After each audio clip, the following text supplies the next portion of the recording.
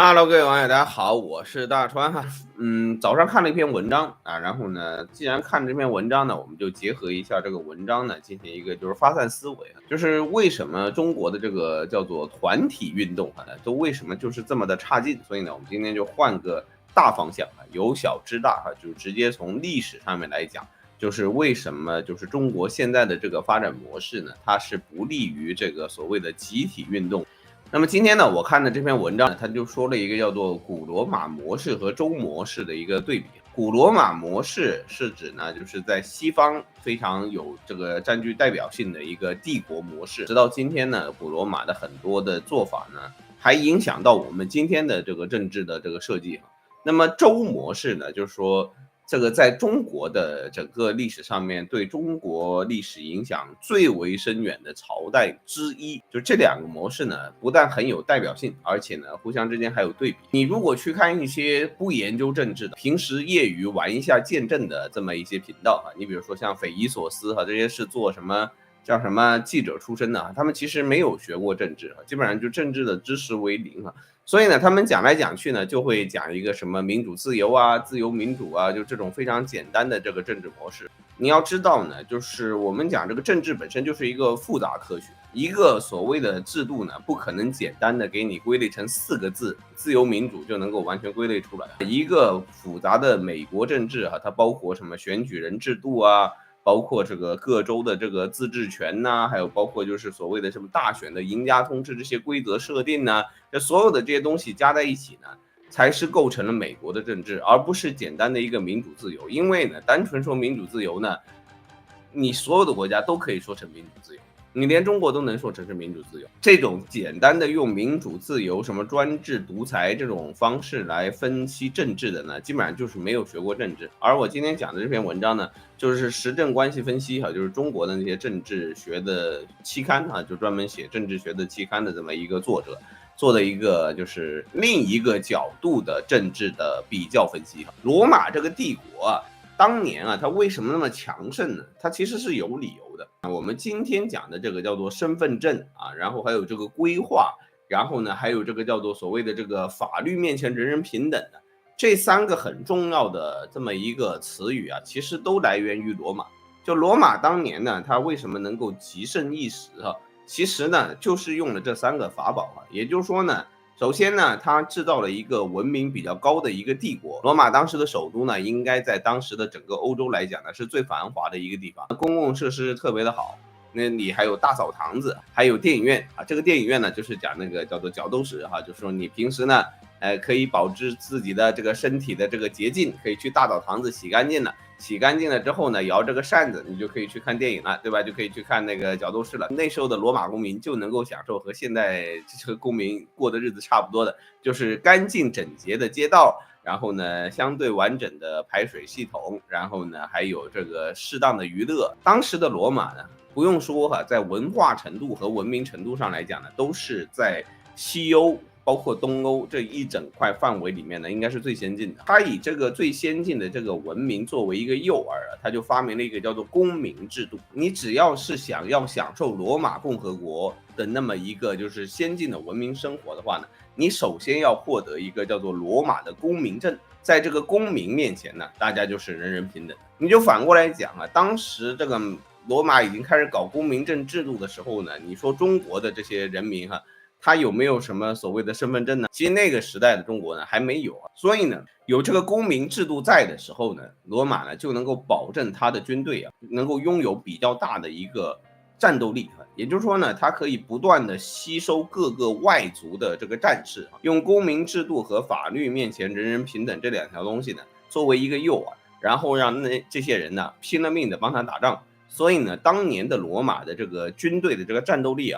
是相当强悍的就是说他这个罗马公民自身是不用怎么打仗的，但是呢，任何一个想要成为罗马公民的这么一个外族人都会不惜生命的要帮这个罗马呢去开疆扩土。因为有了这个所谓的这个公民证制度所以呢才有了规划这么一个讲法，就是你虽然不是我民族的，但是呢你只要立下足够多的军功呢，你就可以加入我们的公民制度。这就是罗马当年之所以强盛一时，然后天下无敌手的一个真正的一个原因也就是说，他打仗呢不需要罗马人自己出手，就专门靠这些蛮族啊，他基本上呢就可以有足够优秀的士兵和军队啊。我之前其实也讲过这个希腊伪史的问题啊，就是希腊伪史的问题在哪里呢？就是说希腊的这个历史呢，很多都是不太好相信的。但是呢，罗马你要说它伪史的话呢，就有点困难。为什么？就是因为罗马的很多东西呢和现在的东西是相似的，然后呢，它的内在逻辑是比较清楚的。你就比如说我们讲个很简单的例子，希腊的历史给你的感觉是什么呢？就是像《三国演义》，就是像刘备的那个东西啊，就是说刘备呢在《三国演义》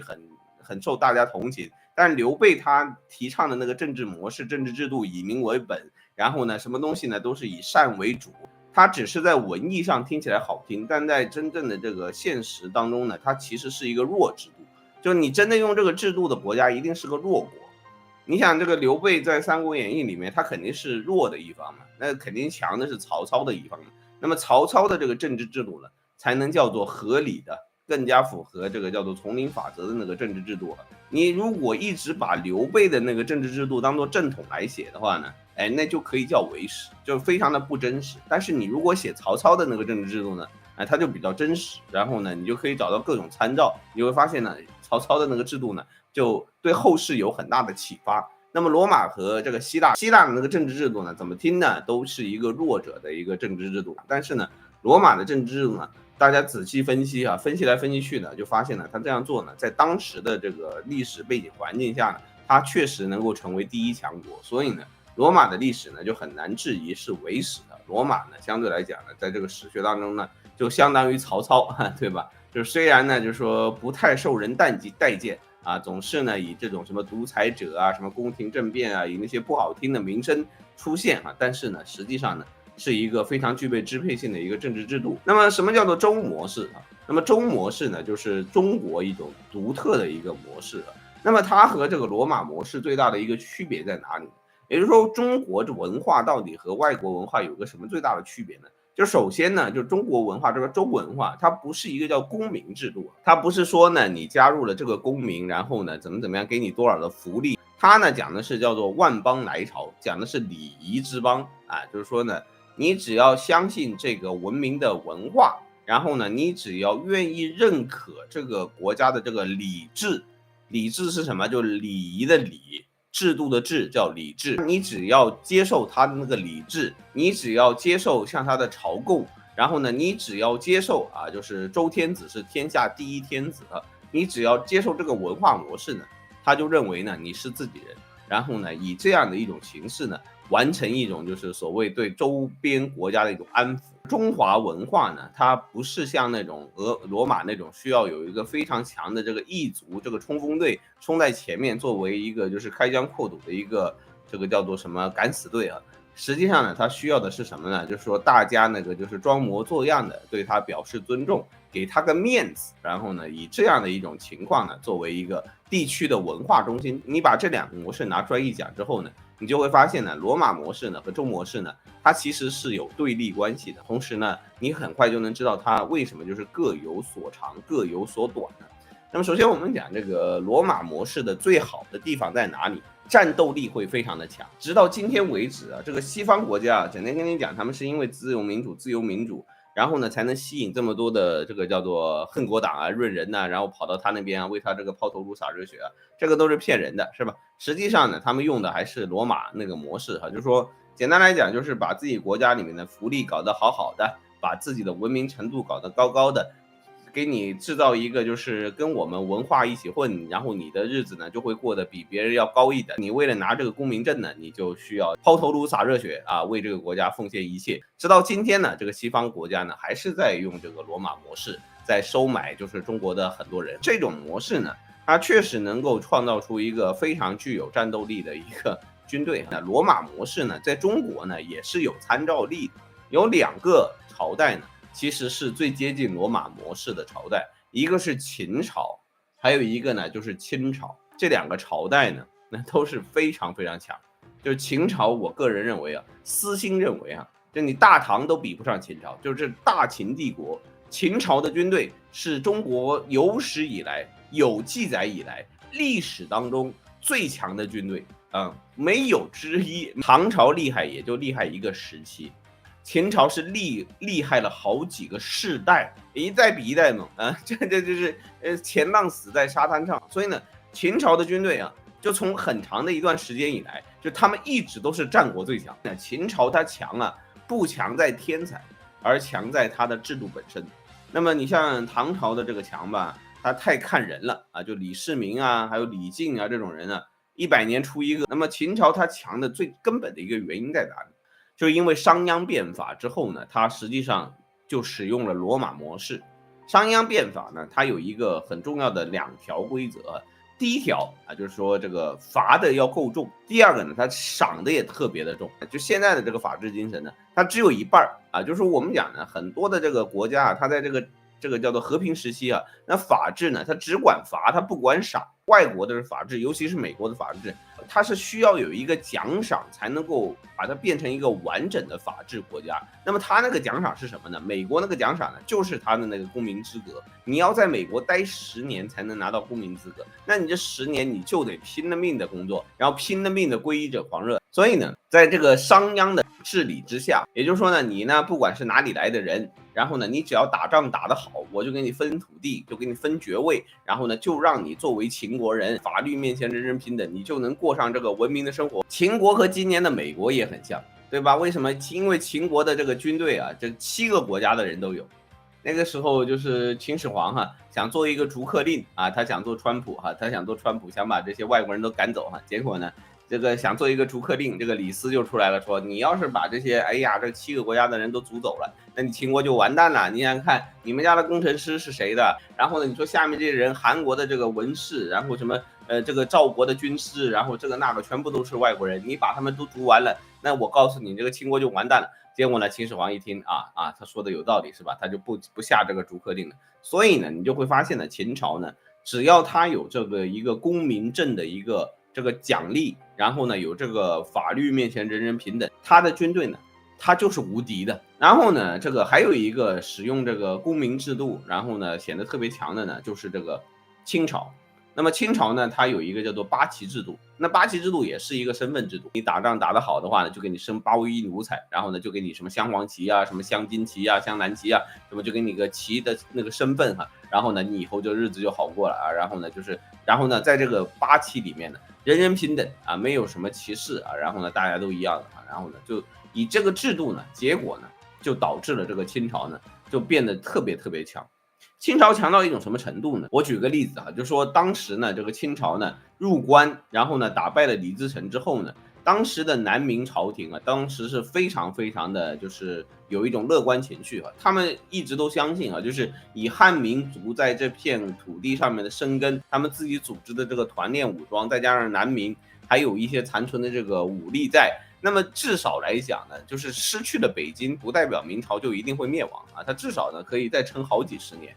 明朝当时乐观到这种程度但结果呢，就是清朝呢一攻占北京之后呢，再往南打就非常非常轻松，就根本就没有受到任何的阻碍基本上就是摧枯拉朽一样的，就把剩下的这个明朝的那些军队全部都消灭掉。而且呢，它又不是像那种叫做蒙古那样是靠铁骑，就是靠这个移动力去消灭这些军队的，它靠的完全是它的政治制度。也就是说，他靠的就是他的八旗，他能用这个叫做汉人打汉人，然后那些汉人将领打得比这个叫做满人将领还努力还勤奋。为啥？就是他们为了要得一个就是所谓的这个身份，那边的这个南明呢就根本抵挡不住。所以呢，就说当时就吴三桂、邓金忠还有尚可喜，这个就封3藩嘛，然后就是属于当时就是汉人当中的一个顶尖就是作为汉人打汉人，然后呢，结果就是立下汗马功劳，还要被这个满清的这个八旗给他封上一个这个叫藩王这么一个水平所以呢，你可以说在当年的这么一个战力比较之下呢，清朝呢确实实际上的战斗力呢，其实应该也要比元朝要高一些，因为元朝打南宋也花了很长时间，并没有像清朝这么摧枯拉朽公民制度这个东西它一定可以短期之内呢提升你国家的战斗力。美国的那些带路党美国那些恨国党然后呢明明是个中国人，为什么他干得那么狠，干得比那个美国本土人还狠，就干得比白人还白人？原因就在这里所以呢，就说你现在你去看这些团队竞争项目然后呢，你说这个团队竞争项目能不能强啊？其实能不能强啊，就看你的公民制度强不强。团队战斗能力啊，其实到最后呢，就是和你当年的这个叫做真正的这个真刀实枪的这个战斗能力呢是匹配的。你说中国的这个足球还有包括篮球，他们这个战斗力这么孱弱哈，就是说明你这个制度本身呢，就是你在这个国家的这个制度土壤上面呢，并没有培养出非常强的这么一个军队。就比如说我们讲中国篮球问题其实非常容易解决。中国篮球问题要解决的话，比足球要简单很多。中国你就找一大堆黑人过来帮你打球，你这个篮球肯定能够解决问题。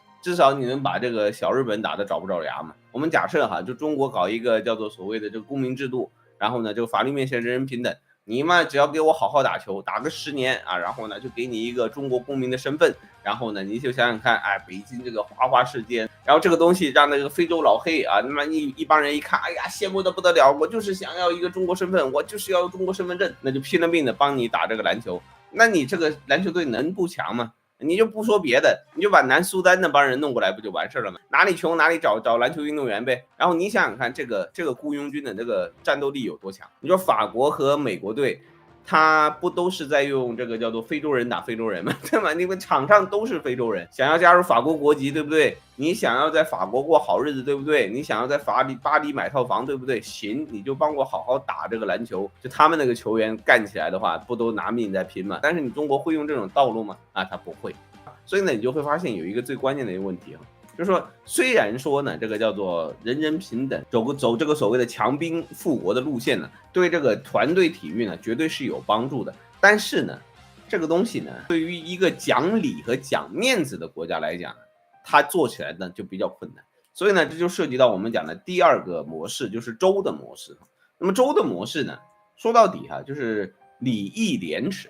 那么顾炎武不就写过那个一个特别著名的一个篇章呢？他不讲那个叫做礼义廉耻国之四维四维不张国将灭亡，士大夫之无耻是为国耻。礼义廉耻这个东西它其实呢是不可两全的。礼这个东西呢讲的是什么？礼讲的呢就是阶级社会你说这个周礼是以天子为最尊，大夫为下，然后呢下面诸侯，然后呢它都是一个有非常严格的等级制度，代表着一种传统，代表着一种血缘关系。那你和义能够相提并论吗？什么叫做义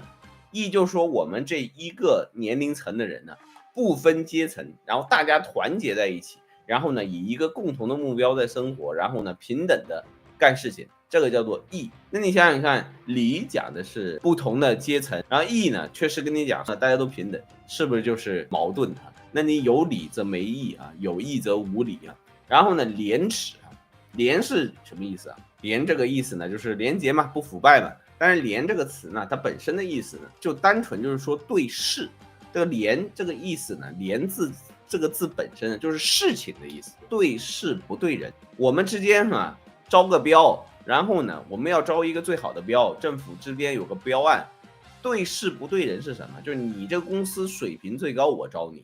对吧？不是说因为你跟我有关系我招你那么这样的就叫做廉。人的耻是什么？耻是叫做对人不对事。就同一件事，每一个人有不同的反应，然后呢这个反应不一样的部分叫做耻。耻这个东西完全是一个叫做情感驱动的东西，它完全是基于你个人的这个认知上面，它没有一个客观标准。那你廉既然是对事不对人，那你耻就是对人不对事。所以呢礼义廉耻这个东西呢，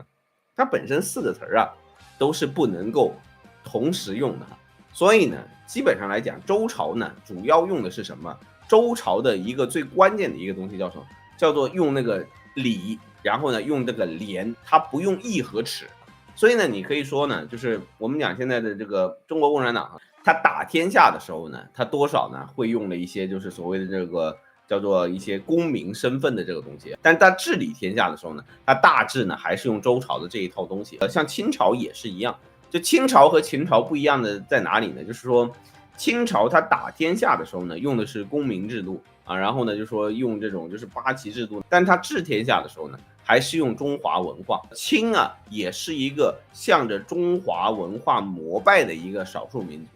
这一点是非常重要的。你说这个中华文化它本身就说，你只要遵守了中华的礼节，那么你不管是哪个民族的呢，都可以接受。清朝的礼数是做的足够的足的，所以呢，他这个王朝呢，就打天下的时候呢，靠的是罗马制度；守天下的时候呢，用的是周朝制度。那么周朝制度呢，它有一个很大的一个坏处是什么呢？就他那个军队的战斗力是非常非常的弱的啊，就是他和那个就是秦朝和清朝那个打仗的能力呢是完全不可同日而语的。原因在哪里？就我就告诉你，礼这个东西啊，就是最繁文缛节，然后是最虚假的一个东西。也就是说呢，这个孔子一直跟你讲周礼，周礼，周礼，周礼，但是呢，你发现呢，孔子最受大家推崇的那个《论语》啊，那个《论语》啊，实际上啊。我跟你讲，《论语》相当于什么？《论语》相当于孔子的叫做杂文笔记，他的本职工作不是干这个的。孔子的本职工作呢是搞礼仪的，他是研究周礼的，他是周礼的专家。然后呢，孔子的副业呢是当老师，帮人家讲一下这个口嗨，对吧？结果呢，就是周礼的那一部分呢，到最后呢就没有人关注，但是呢，就孔子那个就口嗨的平时的那个《论语》呢传了下来，你就明白，就是礼这个东西啊，本身就是对很多人来讲是没什么意义的。我举个非常不恰当的例子啊，大家不要随便的对号入座啊。你就比如说呢，我们讲那个中国人叫礼多人不怪，是吧？那个吃个饭啊，我们几个中国人啊一起去吃个什么烤肉，吃个什么羊肉哈，然后呢到最后结账的时候。哎呀，那个就是礼节多的，哎呀，这个，哎呀，今天这个一定我给，不是你不要掏钱，你掏钱看不起我，你把这钱包收起来，哎呀，你这不是这绝对不行啊！你瞧不起我是吧？瞧不起我是不是？你就说这个就是繁文缛节啊，就很麻烦很累。那么礼这个东西呢，为什么会对就是说我们讲这个大球哈，包括篮球，还有包括就是足球这种的这大项目来讲呢，会有非常大的影响呢？就是因为呢，礼这个东西，它就是这个世界上最虚假的东西。你以前我看那个心理学的那个电视剧嘛，叫《Lie to Me》嘛，《Lie to Me》说所有的尊重都必然是虚假的。就在人的心目当中就是人这个动物本身它是不懂得尊重的。为什么我们要对着皇帝去什么3跪9叩？为什么一定要跪在地上，然后一定要磕头啥的？为什么？因为呢，你要是不磕头的话呢，你就没有办法表现对他的尊敬。礼是假的东西呢，就导致了，就是说很多这个中国的那种有社交能力的这么一些运动员啊，大部分呢他就是踢假的。礼仪的礼，制度的制，在礼制国家，他搞的商业联赛啊，那他基本上都是假踢。就比如说你如果是一个喜欢足球的人，你的这个社会情商和那个和人交往的能力呢，它一定是相当的强的啊！你越是一个情商比较高的一个人的话呢，你在踢这个商业联赛的时候呢，你就会踢假球。你如果说我说中国足球是踢假球，然后呢你觉得不高兴，那我说日本的行不行？我说这个叫做美国的行不行？我告诉你，美国的 NBA 啊，现在啊这大规模的打假球，所以我后来就不大喜欢看 NBA 常规赛，因为打得太假了。所以呢，美国的篮球啊，它相对来讲呢，它其实它的这个相对水平呢是下降的。然后呢，你说日本它不是有那个叫做魔鬼经济学嘛，专门统计嘛，说那个日本那个搞那个相扑啊，推那个相扑啊，他说什么呢？这个魔鬼经济学统计了半天啊，最后得出的结论就是日本的这个相扑啊，它就是打假赛。我们说的这个礼这个东西哈，它不但是对中国的这个足球有影响，它对日本和对这个叫做美国也是有影响。越是团队运动员啊，他就越容易受到社会的这个压迫感，然后呢，在这个社会的礼教的控制之下呢，他就越容易踢出假球来。所以呢，你说为什么我就说呢，很多球员呢，他为什么一定要去外国打球？他去外国打球还真不是因为外国能够锻炼你，外国能够怎么样。而是说呢，外国呢，你没有办法搞腐败。中国的学生为什么到日本来？他可能学不了什么东西，但是呢，他学的东西呢都是真材实料的，因为你没有办法靠关系啊，你没有办法去靠人情关系，然后得到一些什么样的这个工作上的保证，但你只能努力的打呀。那你努力打的过程当中，你的这个专业水平不就上去了吗？那你专业水平上去了之后，你在世界大赛上面不就更容易打赢对手了吗？就这么一个简单的道理。所以呢，你就明白就周朝的这么一个制度